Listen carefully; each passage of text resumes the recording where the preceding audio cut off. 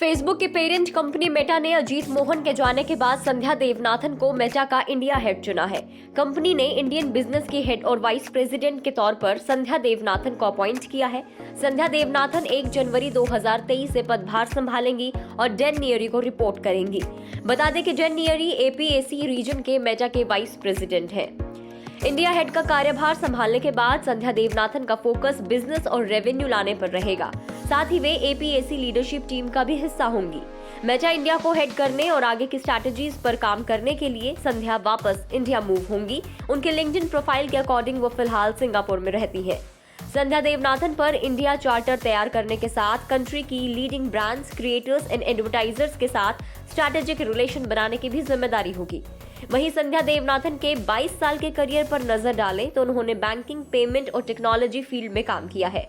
संध्या देवनाथन ने मेटा, जो उस वक्त फेसबुक हुआ करता था, ईयर 2016 में ज्वाइन किया था और साउथ ईस्ट एशिया में कंपनी की ई कॉमर्स इनिशिएटिव पर काम करते हुए सिंगापुर और वियतनाम के बिजनेस को बढ़ाने में मदद की थी। बता दें कि संध्या देवनाथन को गेमिंग एक्सपर्ट भी माना जाता है।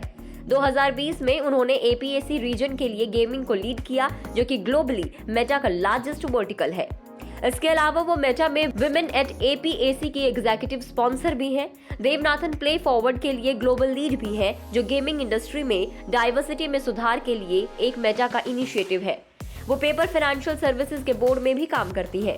मेटा की चीफ बिजनेस ऑफिसर मार्ने लेवाइन ने कहा कि डिजिटल अडॉप्शन को लेकर इंडिया सबसे आगे है और मेटा ने रील्स एंड बिजनेस मैसेजिंग जैसे कई टॉप प्रोडक्ट्स को भारत में लॉन्च किया है।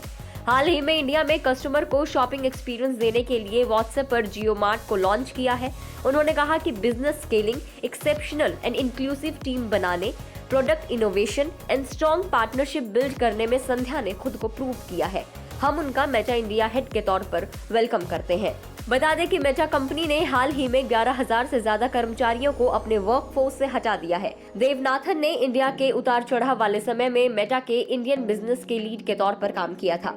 इस साल अक्टूबर में मेटा फाउंडर मार्क ज़करबर्ग के मेटावर्स प्रोजेक्ट पर एक्सपेंसिव मूव ने कंपनी की कुल लागत को थर्ड क्वार्टर में 5वें स्थान पर पहुंचा दिया।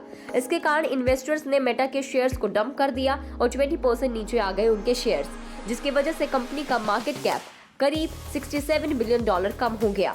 अब इंडिया में बिजनेस और रेवेन्यू लाने की जिम्मेदारी मिली है संध्या देवनाथन को। आपको ये रिपोर्ट कैसी लगी, हमें कमेंट करके जरूर बताइएगा और कंपनी के इस मूव को लेकर आपका क्या कहना है, ये भी आप हमें कमेंट सेक्शन में बता सकते हैं। ऐसे ही इन्फॉर्मेशन के लिए फेसबुक एंड यूट्यूब चैनल को आप लाइक एंड सब्सक्राइब जरूर करें।